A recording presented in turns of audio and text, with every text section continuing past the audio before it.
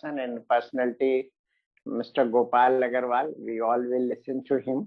I don't want to take much time. I want to give my time also to Gopal ji because he speaks very nicely. So thank you very much for inviting me in this webinar. Thank you. Thank you very much. Sir मैं तो वसुंधरा कहना चाहूंगा कि Gopal sir की मुस्कुराहट कुछ कह रही है डॉक्टर अनिल अग्रवाल साहब के बारे में, तो उस मुस्कुराहट को दबाते नहीं और उन शब्दों को आने देने के लिए सर से निवेदन करते हैं कि सर प्लीज डॉक्टर अनिल साहब ने सारा का सारा इवेंट आपकी तरफ फोकस कर दिया है, तो नाउ आप क्या कहना चाहेंगे सर? धन्यवाद देवेंद्र जी। गोपाल भाई नमस्कार। नमस्ते नमस्ते अनिल जी, बहुत अच्छा लगा कि आप आज यहाँ पे इस कार्यक्रम में साथ हैं। हम सबके वरिष्ठ भारतीय जनता पार्टी के नेता श्री अनिल अग्रवाल जी, राज्यसभा के भारतीय जनता पार्टी के प्रखर आवाज भी हैं, लोगों की बातों को राज्यसभा तक पहुंचाते हैं, इसके लिए आपका अभिनंदन। ये जो आज का कार्यक्रम है, मैं कई दिनों से वसुंधरा से और देवेंद्र जी से इंटरेक्ट कर रहा था और मैं आज यहाँ पे संख्या देख के और भी आशान्वित हूँ कि ये यंग टीम ने कितना बढ़िया प्रोग्राम आज ऑर्गेनाइज किया है। साउथ ईस्ट एशियन फाउंडेशन के द्वारा more than 160 people have already joined this programs. When there are so many programs at present happening and such a, it's not even a holiday today, so everybody must be having so much of work. Still they have found time for this important topic, shows that how much strength Devendra ji and his organization and his team has among its friends, colleagues, etc. Friends, I would like to start with saying that I have seen Devendra Gupta ji from a very early time. From a young activist, he has grown to be a big intellectual and a strong. It is not only the strong intellect that he has, but at the ground level, I have seen his work, whether it is Lardli Foundation or at the global level, even his presence in the United Nations programs, etc. He has established himself as a thinker and an activist. This rare combination I find in very few people. So I must congratulate him for this, and Vasundhara for and all the team members for organizing this. My fellow panelist, Sriram Khareji, I first time been introduced to you and seeing your vast activities. I think this will not be my last interaction with you. Shivika Solanki and Sandeep Chatterjee and other panelists in the next session also. The topic given to me is water diplomacy and its environmental impact. I have been working over almost a decade now as a president of Jaladhikar Foundation. And recently, as Vasundhara told, that one book, Water an Element of Life and Price Sensitivity and Conservation, was published by Bloomsbury and was released by RSS Sarkarwa General Secretary Dattatreya Hosbole and Vishnu Parishad International President Alok Kumar ji and Ram Bahadur Rai ji and Delhi School of Economics Professor Ram Singh. On that discussion, a very important topic was pointed out by Shri Dattatreya Hosbole ji about water diplomacy. And he said that water is not only important for the country, but is also very important for global presence of any country. Creating a global footprint is also very important aspect of water issues. And as has been mentioned by Devendra ji in his inaugural remark, that there are various conflicts around water, its competing uses, its accessibility, availability, equitable access to all people, sections of the society, particularly consumption by the marginalized, the issues like commercialization and privatization. These conflicts create a very important aura around water which have to be resolved. It is important for the domestic country, and it is also gaining importance at the global arena. And as has been said that in our Bharatiya Sanskriti, that the living beings are made of 5 basic elements, and water is one of the very major element without which life cannot sustain. So this is an important aspect which has gained a tremendous scope for the countries. And I just give you one example in water diplomacy, because I have to speak on water diplomacy. I just give you one example because so many Southeast Asian countries representatives and representatives from global countries have joined here. The important, we should all understand how Israel has used its water technology and the impact around water for its global outreach. And at the same time, not only water is important as for a living being, but it is also important for conservation of natural resources, conservation of environment. Every aspect around water incorporates life, environment, sustainable development, economic development, diplomatic relations, and even wars. It is many times said that if there will be another war, it may be because of water. So it's very important aspect, and we have chosen that subject. I appreciate Southeast Asia Foundation for that. I would give you some examples of Israel. Israel as a country was basically a water-starved country. It was almost got its independence along with India. At that time, it was formed in a very hostile environment.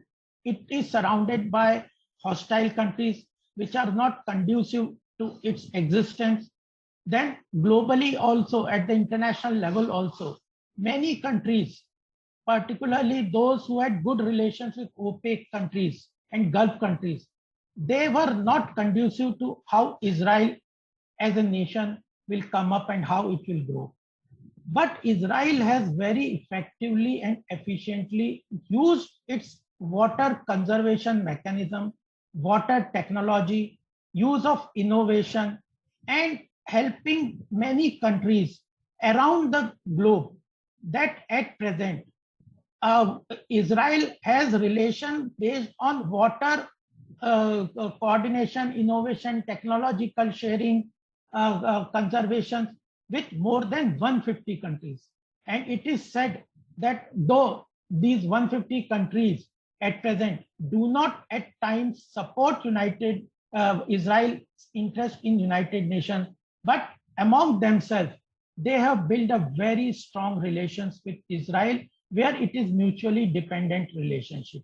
So, and Israel has also developed relations based on water with not only 150 countries, it has also developed strong ties and relations with countries as hostile with it as China, Iran.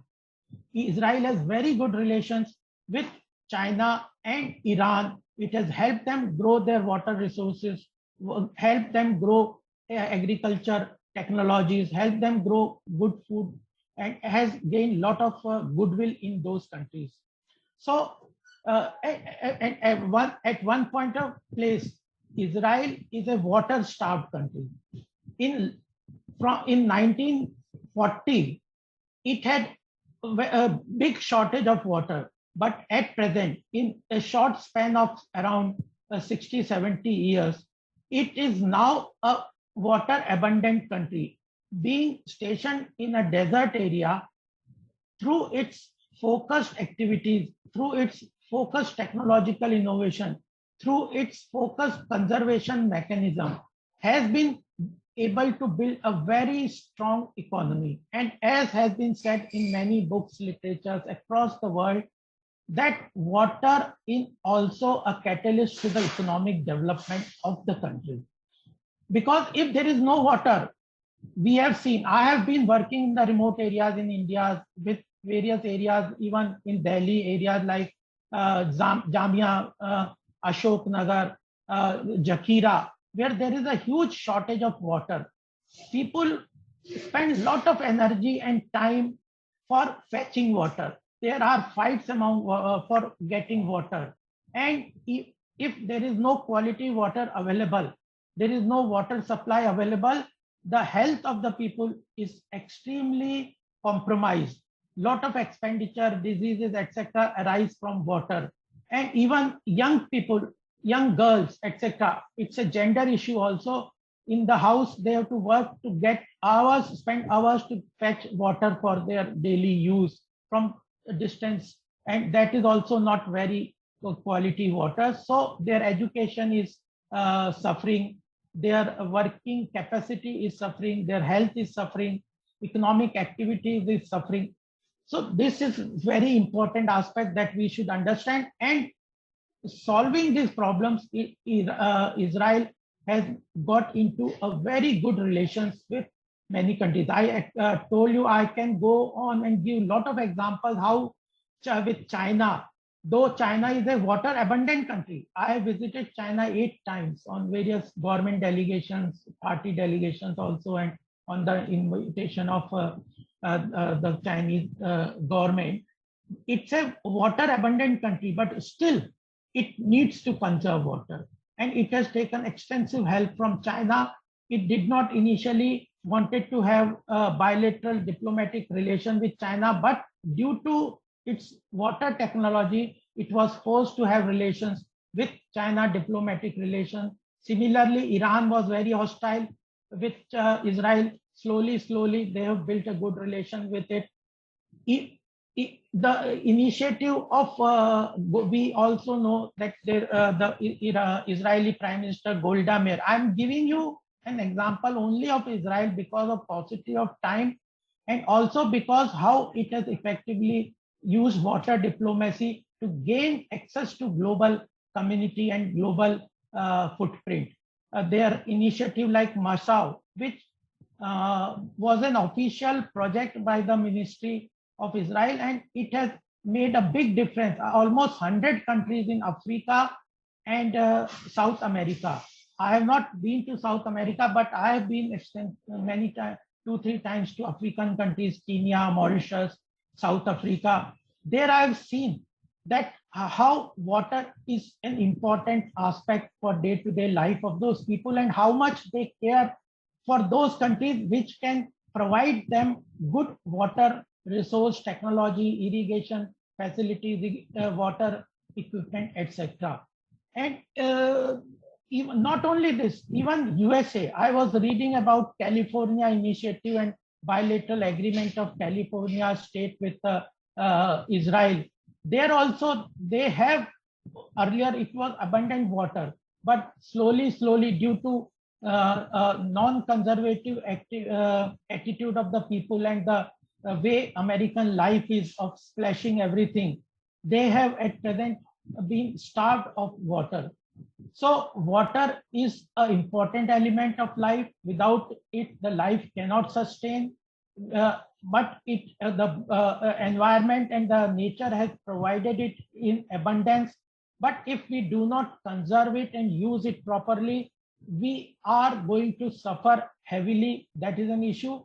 And even when the water is available in abundance, the problem, we do not feel that abundance in India also because of management and administration. And I appreciate Prime Minister Narendra Modi that he has in this second term has under the Har Ghar Jal mission, Jal Jeevan mission, has taken upon itself that we will provide tapped water to 19 crore total families in India.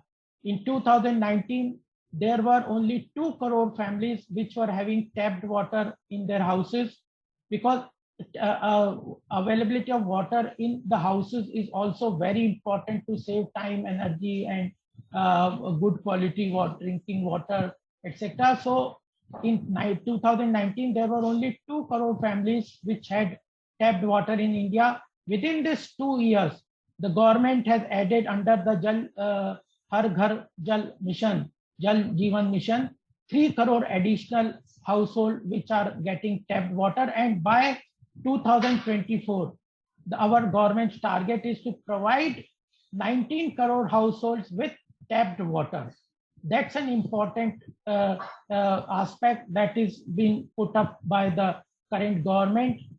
Lot of amount, almost 4 lakh crore has been, 3,60,000 crores has been sanctioned, allocated in this budget for water availability and supply.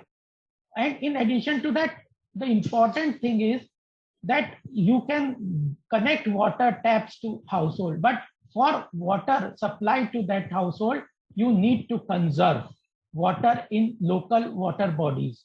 Every area there are local bodies, but due to neglect and people not being aware about the all aspects of law about water conservation and other aspects, those water bodies are lying defunct. They have been encroached upon, are used as a garbage, dumping garbage by the villagers.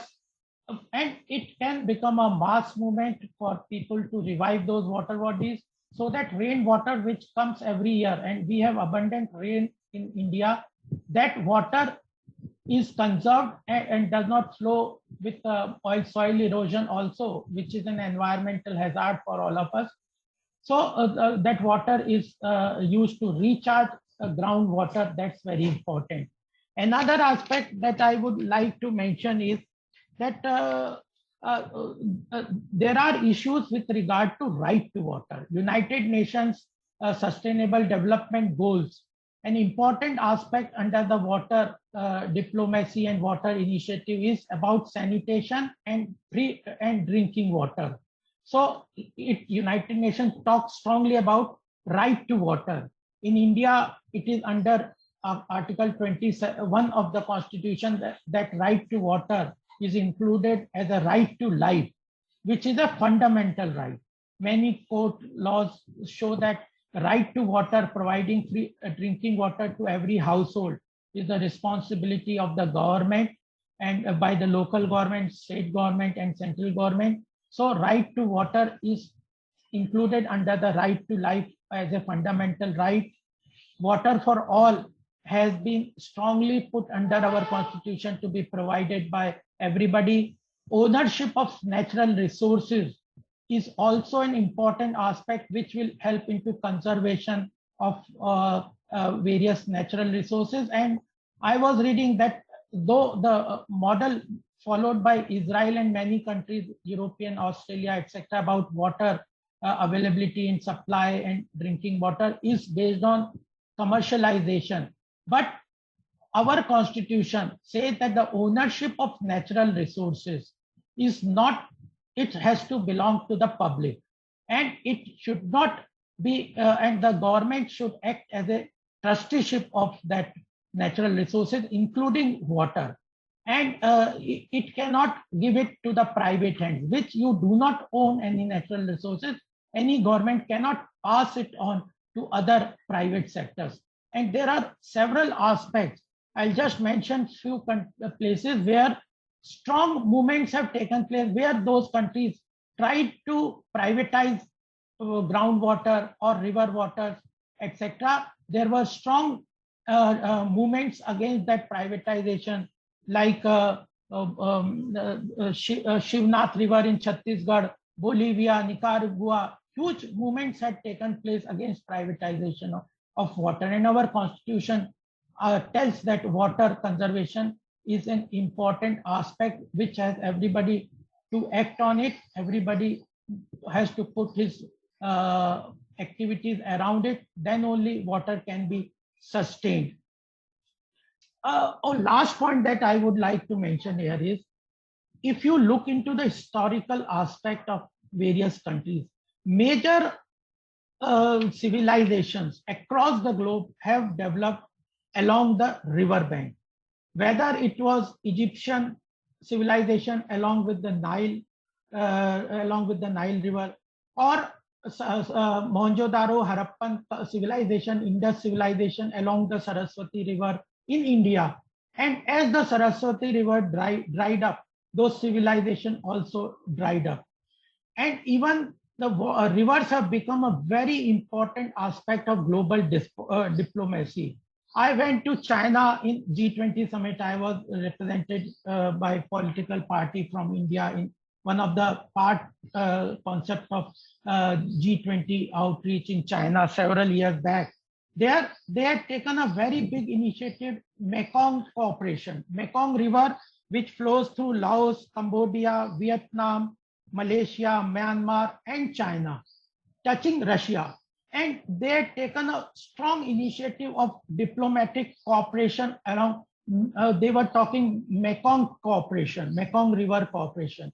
Similarly, in Europe, we have been to, many people must have gone to Austria, Australia, Germany, several countries, Switzerland.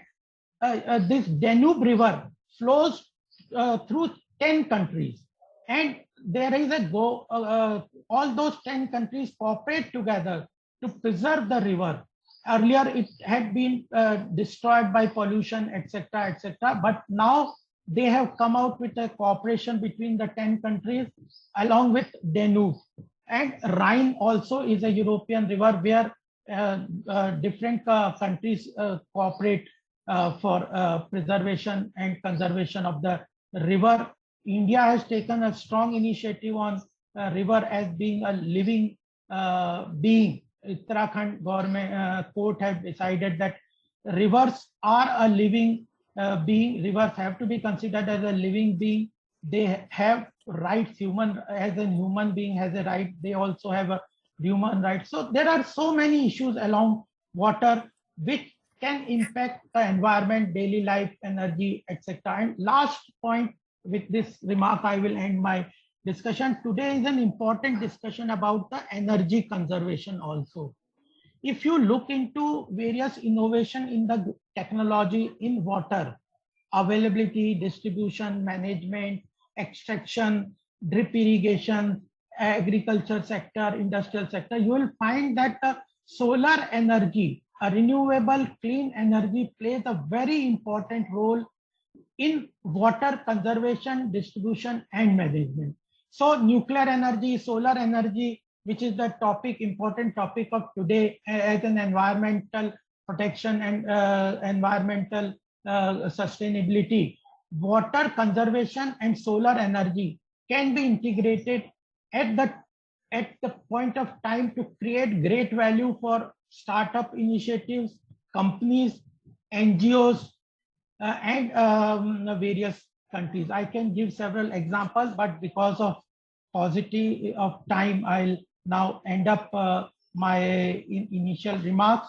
If there are questions, we can take up, but as Devendra ji and Vasundhara ji want to take up the initiative, they can take the discussion. I thank you, particularly Devendra ji and Southeast Asian Foundation for giving me this opportunity to interact with you.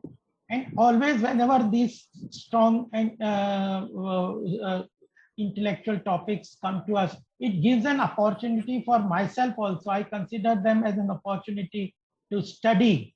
So when this topic was told to me by Devendra ji and then I started reading about diplomacy, water diplomacy, and I found that it is an immense topic for young researchers to work on. Pricing, right to water, consumption by the marginalized, ownership of natural resources, how to integrate with the renewable energy to provide water, how global diplomacy can develop around water. And I think the Southeast Asian Foundation will support these kind of initiative for young researchers to come out with documents, with research reports, with NGO initiatives. And from Jaladhikar Foundation also, we would always support any initiatives for water conservation and policy matters intervention at the government level. Thank you very much.